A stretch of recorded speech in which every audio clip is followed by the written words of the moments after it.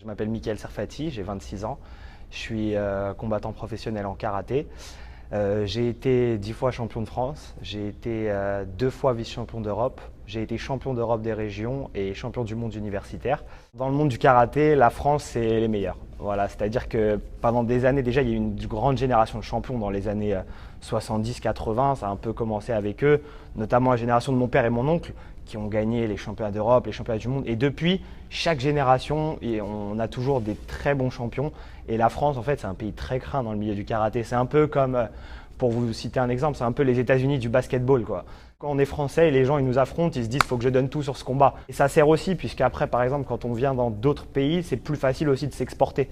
Puisque, par exemple, même pour donner des stages ou des séminaires dans d'autres pays, moi j'ai donné des stages aussi, j'ai donné aux États-Unis, donc on va en parler un petit peu. J'ai donné aussi à Rio de Janeiro au Brésil, donc c'est toujours un peu facile pour s'exporter quand on est français, puisque c'est une origine demandée du karaté. Voilà. La première fois que je suis venu aux États-Unis, c'était en 2014, c'était l'année dernière, c'était en mars 2014. Donc j'ai été invité par mon ami Patrick Richou, qui m'a invité ici à Houston. J'ai été invité pour donner simplement des cours un petit peu dans ce club-là, à l'IMA Houston, où on est aujourd'hui. Et puis je suis parti à New York, et il y avait une compétition à New York pendant le moment où j'y étais. Je suis parti à New York, l'Open international de New York de mon ami Luis Ruiz, qui est une très bonne compétition, et j'ai remporté l'Open de New York en 2014. À partir de là, ça m'a ouvert énormément de portes aux États-Unis, puisque les gens m'ont vu et ils m'ont dit « Ah, le français, tu gagnes aux États-Unis, machin ». Ils m'ont donné leur carte de visite, pam, pam, pam, pam.